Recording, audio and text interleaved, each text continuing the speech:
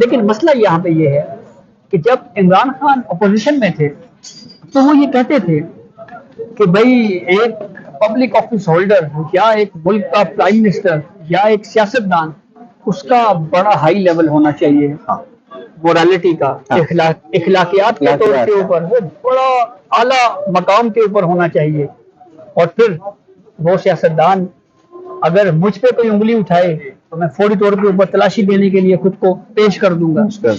تو یہ اسی رویے کی بنیاد کے اوپر پھر اس وقت ایک کاؤنٹر نیریٹو بنایا گیا، میڈیا یوز ہوا، سپریم کورٹ نے فیصلے دیے، اور سپریم کورٹ نے پھر آرٹیکل 184(3) کے تحت خیالی تنخواہ کی بنیاد کے اوپر بھی ایک پرائم منسٹر کو ڈسکوالیفائی کر دیا.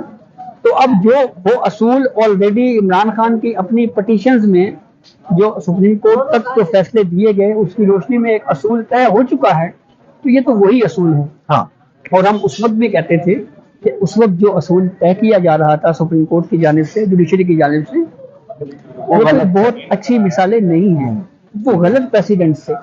آج بھی سپریم کورٹ آف پاکستان جیسے فورم کے اوپر پاناما ججمنٹ کے اوپر اگر کوئی ڈسکشن ہوتی ہے تو جوڈیشری کے اندر بھی ڈویژن ہے. جوڈیشری کا ایک بڑی تعداد میں ججز آج بھی یہ کہتے ہیں کہ وہ فیصلہ قانون کے مطابق درست نہیں تھا، اور یہ بھی کہا جاتا ہے کہ سپریم کورٹ آف پاکستان نے وہ جو فیصلہ دیا وہ کسی کے کہنے کے اوپر دیا. اور یہ ایڈوکیٹ حامد خان جو ہیں وہ خود ایک ٹی وی ٹاک شو میں کہہ چکے ہیں کہ وہ فیصلہ پہلے لکھا ہوا تھا اور وہ لکھا ہوا فیصلہ جو ہے وہ سنایا گیا. تو بہرحال اس ملک کی پولیٹیکل ہسٹری تو اس طرح کی ہے. اب دیکھیں ذوالفقار علی بھٹو کو انہوں نے ایک فضول سے کیس میں سپریم کورٹ نے پھانسی پہ چڑھانے کا آرڈر دیا، پھانسی کا فیصلہ برقرار رکھا. بھٹو ٹرائل کو ری اوپن کرنے کے لیے ایک ریفرنس دائر کیا گیا پاکستان پیپلز پارٹی کی طرف سے. اب اگر ہم سپریم کورٹ کے میوزیم میں جائیں تو آج بھی وہ ریفرنس ایک شیشے کے خوبصورت باکس میں سجا کے رکھا ہوا ہے، لیکن ہماری جوڈیشری کو کم از کم یہ توفیق نہیں ہوئی کہ اپنے اس غلط فیصلے کو درست کریں. اور درست کیسے کریں؟ کم از کم یہ فیصلہ دے دیں. وہ ججز جنہوں نے ذوالفقار علی بھٹو کیس سنا وہ خود بھی کہہ چکے ہیں جی ہم پہ دباؤ تھا. تو کم از کم جوڈیشری کو اپنی اس غلطی کو تسلیم کرنا چاہیے، لیکن نہیں کیا گیا. آج بھی وہ فیصلہ فیلڈ میں موجود ہے، لیکن اس فیصلے کو جب کسی اور کیس میں کوئی وکیل بطور مثال پیش کرتا ہے تو یہ ہمارے ہی منصف اعلیٰ ہیں chief justice of Pakistan Umar Ata Bandial جو کہہ چکے ہیں کہ اس فیصلے کو بطور عدالتی نظیر پیش نہ کریں. اچھا، یہ کوئی بہت اچھا فیصلہ نہیں ہے. ویسے آخری سوال کا مجھے جواب دیجیے گا، چیف جسٹس آنے والے چیف جسٹس قاضی فائز عیسیٰ اور ابھی یہ کچھ عرصے میں ماضی کے چیف جسٹسز، ان کا تھوڑا سا کمپیریزن کر لیں تو ان فیوچر آپ کو کیا لگ رہا ہے پاکستانی جوڈیشری میں، پاکستانی کانسٹیٹیوشن میں، پاکستانی جو دیگر بیسک ہیومن رائٹس، اس میں پوزیٹیو کچھ چیزیں جو چینج ہے وہ آپ کو کہاں سے کچھ نظر آ رہے ہیں؟ دیکھیں، ایک تو بنیادی چیز یہ ہے کہ جوڈیشری اس وقت ٹوٹلی ڈیوائڈ ہے. اور ڈیوائڈ کیوں ہے؟ دو بنیادی ایشوز ہیں. پہلا ایشو یہ ہے کہ جو سینئر ترین ججز ہیں انہی کو ہی سپریم کورٹ میں آنا چاہیے. اس کے اوپر دو سیکشنز ہیں ججز کے جو ایک دوسرے کے اگینسٹ اپنا ویو دے چکے ہیں. یہ ایشو ریزالو کریں گے جسٹس قاضی فائز عیسیٰ. ٹھیک ہے. اور وہ کیسے ریزالو ہوگا؟ پاکستان بار کونسل یہ کہہ چکی ہے کہ جوڈیشل کمیشن کے جو رولز ہیں اس میں امینڈ ہونا چاہیے، اس میں تبدیلی ہونی چاہیے. دوسرا اہم ایشو ہے کہ جو بینچ فکسیشن ہے، ہم خیال ججز کی ٹرم ہے کہ بھائی لائک مائنڈیڈ ججز کو ہی کو مخصوص کیس دیے جاتے ہیں، پولیٹیکل سینئر ججز کو نظر انداز کیا جاتا ہے. اس کے حوالے سے بھی کرائٹیریا طے کریں گے جسٹس قاضی فائز عیسیٰ.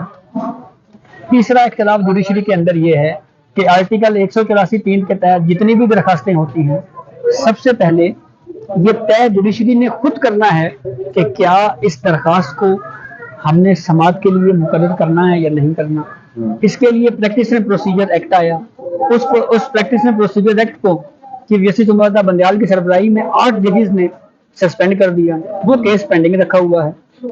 اب اس کیس میں جب تک یا سٹے ختم ہو جائے یا سپریم کورٹ یہ ڈیسائیڈ کرے کہ وہ لا ہی غلط ہے پھر تو بات سمجھ آتی ہے. لیکن चीफ जस्टिस उमर अता बंदयाल साहब ने खुद फुल कोर्ट बुलाकर कभी भी ये तय नहीं किया कि इस पूरी सूरत हाल में 184(3) के तहत जो इख्तियार है ये हमने इस्तेमाल कैसे करना है, इसको रेगुलेट नहीं किया गया। काजी फैज ईसा जब चीफ जस्टिस बनेंगे तो वो इस इख्तियार को रेगुलेट करेंगे। अब इस इख्तियार को रेगुलेट करने के दो तरीके हैं, या तो प्रैक्टिस एंड प्रोसीजर एक्ट के ऊपर स्टे खत्म करके कहा जाए कि ये लॉ वैलिडेट है, और फिर 3 रुकनी कमेटी चीफ जस्टिस और 2 मोस्ट सीनियर जजेस उनमें से जो मेजोरिटी व्यू है वो तय करेगा कि क्या 184(3) के तहत कोई दरखास्त आई है, ये काबिल समात है या नहीं, और किसी मामले पे हमने सो मोटो लेना है या नहीं लेना। दूसरा तरीका फिर इसका ये है कि 1980 के सुप्रीम कोर्ट रूल्स हैं जो जियाउल हक के दौर में बने, उन रूल्स में अमेंड करके 184(3) को रेगुलेट कर दिया जाए।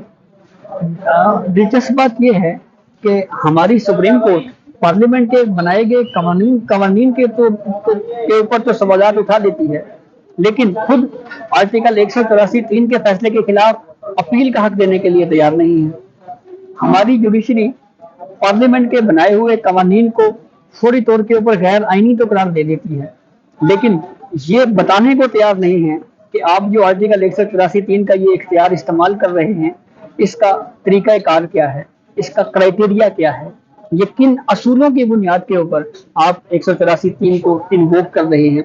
ये एक्स्ट्रा ऑर्डिनरी जुरिसडिक्शन है जिसमें अपील का हक भी नहीं है, तो ये क्यों इस तरह से हो रहा है। पूरे 15 या 16 माह की इत्तेहादी हुकूमत में हमने देखा कि पार्लियामेंट और सुप्रीम कोर्ट आमने सामने खड़ी रही, जजेस के खिलाफ पार्लियामेंट में तकरीर होती रही, सुप्रीम कोर्ट जो है वो उनका जवाब भी बाज़ औक़ात देती रही। सुप्रीम कोर्ट के जजेस एंट्री गेट के ऊपर पीडीएम की जानिब से एक मुजाहरा भी, एहतिजाजी मुजाहरा भी किया गया।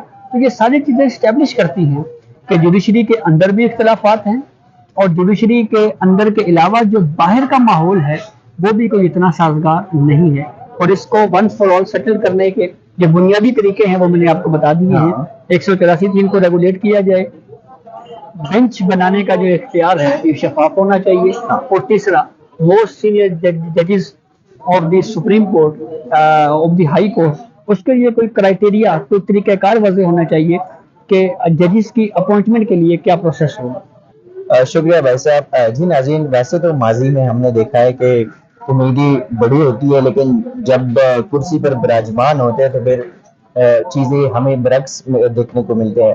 तो अभी जस्टिस काजी फैज ईसा से जो कौम की या जो सियासी जमातों की जो उम्मीदें हैं, हम भी वही उम्मीद करते हैं कि ऐसा ही हो, लेकिन आने वाले वक्त जो है वो कहते हैं ना कि कल किसने देखा है। अब कल किसने देखा ये देखना भी बाकी है कि काजी फैज ईसा जब इस बड़ी कुर्सी पर जो है जब विराजमान होते हैं तो क्या वो अवामी उमंगों पर और या कानून जो कानूनी नुकात है या आईन पाकिस्तान है उस पर पूरा उतरते हैं, यानी ये एक सवालिया निशान है।